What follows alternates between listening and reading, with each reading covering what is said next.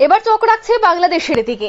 বাংলাদেশে এবার অর্থনৈতিক দিক থেকে বড় সমস্যার মুখে পড়েছে, কারণ নজিরবিহীন এবার সংকটে রয়েছে বাংলাদেশের ব্যাংক খাত। আমানতকারীদের টাকা ফেরত দিতে পারছে না অনেক ব্যাংক, আর্থিক প্রতিষ্ঠান, কারণ তাদের টাকা এবার ফুরিয়ে আসছে। একাধিক ব্যাংকের এমডি পদত্যাগের সমস্যা আরো গভীর আশঙ্কা তৈরি করছে। বিস্তারিত সে বিষয়ে জানবো। টেলিফোন লাইনে যুক্ত হয়ে গেছে বার্তা সম্পাদক দেবব্রত চক্রবর্তী। দেবব্রত দা, একদিকে দেখা গেল যে বাংলাদেশ স্বয়ং নির্ভর, বাংলাদেশ সব দিকেই প্রস্তুত, সেই বার্তা বারবার ইউনুস দেয়, কিন্তু যখনই কোনো ধরনের সরকারি পরিসংখ্যান উঠে আসে সেই জায়গায় দেখা যায় যে বাংলাদেশের অবস্থা রীতিমতো সংকটজনক। এবার যে খবর উঠে আসছে যে আর্থিক দিক থেকেও ভেঙে পড়ছে বাংলাদেশ, আর্থিক সংকটে ভুগছে এই দেশটি, কি বলবে? এখন বাংলাদেশের এমন পরিস্থিতি চতুর্দিকে ডুবছে। একদিকে বিষয়টা কিন্তু যদিও প্রাকৃতিক, তথাপি বলতে হয় একদিকে দেখো বৃষ্টি শুরু হয়ে গেছে, ডুবে যাবে বাংলাদেশ। বাংলাদেশের যে অবস্থা, তোমার কোন প্রশাসনিক ভাবে বাংলাদেশের এই বন্যা মোকাবিলার জন্য এখন পর্যন্ত কিন্তু সেভাবে অন্যান্য বার যেভাবে পদক্ষেপ গ্রহণ করা হতো সেই ধরনের কোনো পদক্ষেপ এবার কিন্তু গ্রহণ করা হয়নি বলে ইতিমধ্যে আমরা খবর পেয়েছি। বাংলাদেশের যারা আমাদের সূত্র রয়েছে তাদের মাধ্যমে আমরা খবর পেয়েছি। আরো ঢুকতে বসেছে এবার অর্থনৈতিক ভাবে বাংলাদেশের ব্যাংকিং পরিষেবা লাগিয়ে উঠেছে। তোমার এই কারণটা অমূলক নয়, যেই কারণে এই অবস্থা হয়েছে 22,000 কোটি টাকা ছাপিয়ে গেছে তারল্য সহায়তা। তারল্য সহায়তা হচ্ছে লিকুইড মানি, যেটা বলা হয় লিকুইড মানির ক্ষেত্রে একটা সংকট তৈরি হয়েছে। তোমার কাটেনি 10টি ব্যাংকের যে সমস্যা রয়েছে সেই 10টি ব্যাংকের সমস্যা কাটেনি। একাধিক এমডি পদত্যাগ করেছেন বাংলাদেশের বেশ কিছু ব্যাংকের এমডিরা পদত্যাগ করেছেন। মানুষের কেন করবে না, তারা ওই এমডিরা সমস্যায় পড়ছেন। যারা আমানতকারী আছে তাদের টাকা ফেরত দিতে পারছেন না, তারা টাকা জমাকৃত টাকার জন্য তারা ব্যাংকে আসছেন, ব্যাংকে টাকা নেই, তারা টাকা ফেরত দিতে পারছেন না। এই অবস্থায় ব্যাংকগুলো তোমার প্রায় দেউলিয়া হওয়ার পথে। বেশ কিছু ব্যাংক ইতিমধ্যে বন্ধ করার উপক্রম করেছে বলে খবর পাওয়া গেছে। একাধিক এমডির পদক্ষেপ কিন্তু খুব গুরুত্বপূর্ণ বিষয়। সমস্যা আরো বাড়বে তোমার এই বিষয়ে, কিন্তু যারা অর্থনৈতিকবিদ আছেন তারা একমত।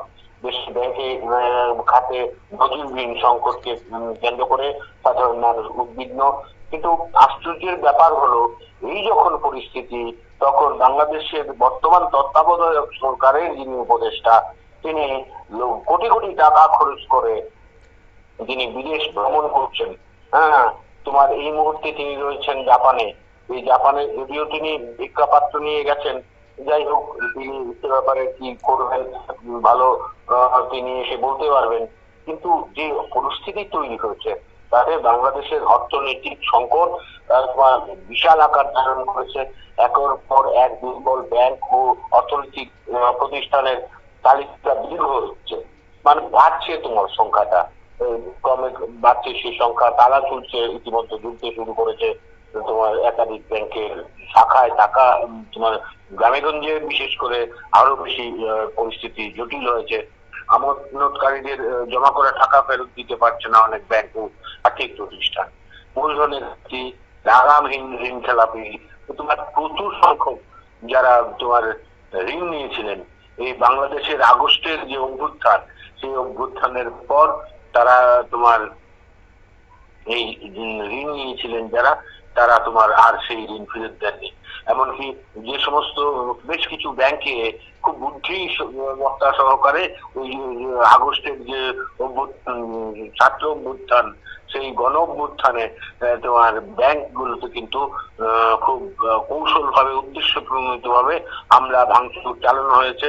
এবং যে সমস্ত রেকর্ড বা কাগজপত্র রয়েছে সেগুলো তারা চুরি করে নিয়ে গেছে, লুটপাট করে নিয়ে গেছে। কোনো রেকর্ড নেই।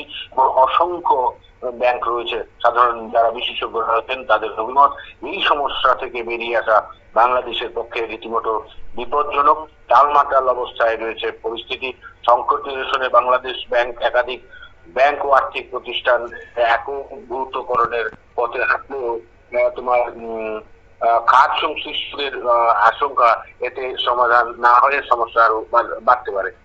ইতিমধ্যে কি করেছে তোমার সব জায়গার বিভিন্ন দেশেও একই এরকম একটা তোমার হয়ে যাচ্ছে, বেশ কিছু ব্যাংক একসাথে মার্জ হয়ে যাচ্ছে বড় বড় কিছু ব্যাংকের সাথে।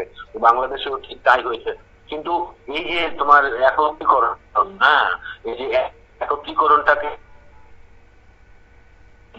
বাংলাদেশের তারা মনে করছেন বিষয়টি মোটেও ফলপ্রসূ হবে না, উল্টো আরো সমস্যায় হতে পারে। কারণ এই ঋণের যে বিষয়টা, ধরো ঘাটতি আছে কোনো ব্যাংক 5,000 কোটি টাকা, এই 5,000 কোটি টাকা লোন দিয়েছে, যারা ঋণ নিয়েছে তারা তো তাদের ঋণ খেলাপির জন্য তারা তো প্রণোদিত হবে, এবং তারা কেউ কেউ এই ইউনুসের আবার ভক্ত, তারা ইউনুসের নাম করে জয়ধ্বনি দিয়ে এই ব্যাপারটা করছে, এই ব্যাংকের টাকা পরিশোধ না করার একটা ফন্দি এসেছে, এবং এটাকে প্রশ্রয় দিচ্ছেন বলেও কিন্তু বিশেষজ্ঞ মহলের সাধারণ মনে করছেন। এই অবস্থায় যে পরিস্থিতি তৈরি হয়েছে তাতে বাংলাদেশের ব্যাংক কে বাঁচানো যাবে কিনা, অর্থনীতি ফিরিয়ে স্বাভাবিক অবস্থায় ফেরানো যাবে না কিনা, তা কিন্তু এটা নিয়ে একটা সংশয় তৈরি হয়েছে। গভর্নর বলেছিলেন টাকা ছাপিয়ে ব্যাংক বাঁচানো হবে না, এটা তাৎপর্যপূর্ণ কথা, কিন্তু তিনি বলেছিলেন যে টাকা ছাপিয়ে ব্যাংকগুলোকে আর উজ্জীবিত করার তোমার সম্ভাবনা মিলছে না। এই পরিস্থিতিতে যদি মানুষের এই দুর্গতি হয় তাহলে কিন্তু সাধারণ মানুষ যে কোনো সময় তারা কিন্তু আবারও রুখে দাঁড়াতে পারে, এবং একটা এমন হতো ব্যাংক লুটেরও কিন্তু সমস্যা থাকবে। মানুষ যদি তাদের গচ্ছিত টাকা যদি ফেরত না পায় তবে কিন্তু তাদের ক্ষোভের বহিঃপ্রকাশ করতেই পারে। যে কথাটা বলেছেন গভর্নর,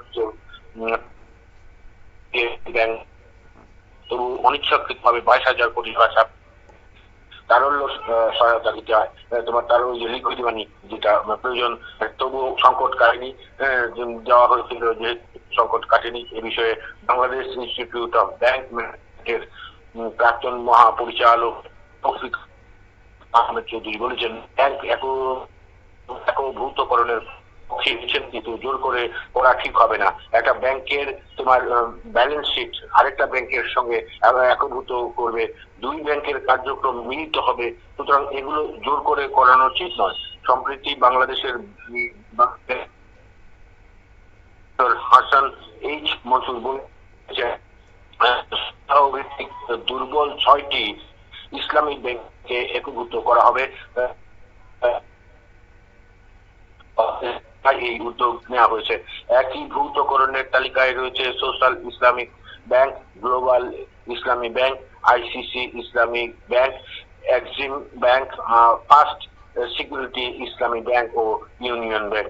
এই বিষয়ে বেসরকারি ব্যাংক এমডিদের সংগঠন অ্যাসোসিয়েশন অফ ব্যাংকার্স বাংলাদেশের প্রাক্তন চেয়ারম্যান নুরুল আমিন বলেছেন, ব্যাংকগুলোর তোমার ফরেন্সিক অডিট শেষ হয়নি, ক্ষতি নিরূপণ হয়নি, তোমার ভ্যালুয়েশন হয়নি, বীজ ব্যাংকের আওতায় কোনো ব্যাংক ফেলা হবে, এই ধাপগুলো বাকি আছে। একীভূত করে ব্যাংক তোমার ব্যাংক করাকে তারা সমর্থন করে, কিন্তু দুটি নেগেটিভ যোগ করলে এটি বড় নেগেটিভ হবে। এছাড়া চরম খারাপ অবস্থায় থাকা 20টি ব্যাংক বহির্ভূত আর্থিক প্রতিষ্ঠানকে একীভূত করে একটি বা দুটি প্রতিষ্ঠানের রূপান্তরের প্রক্রিয়া শুরু হয়েছে বাংলাদেশে। তোমার এই যে অবস্থা, এই অবস্থা কিন্তু যথেষ্ট জটিল, তোমার এই প্রক্রিয়াটা কিন্তু মোটেও সহজ নয়। বাংলাদেশ ব্যাংকে তোমার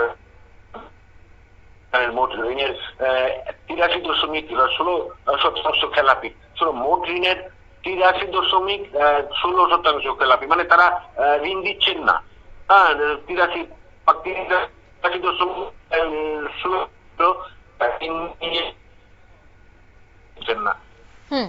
27 কোটি টাকা আমানতের বিপুল আর্থিক প্রতিষ্ঠানের লোকসান দাঁড়িয়েছে 30,400 তোমার 48 কোটি টাকা।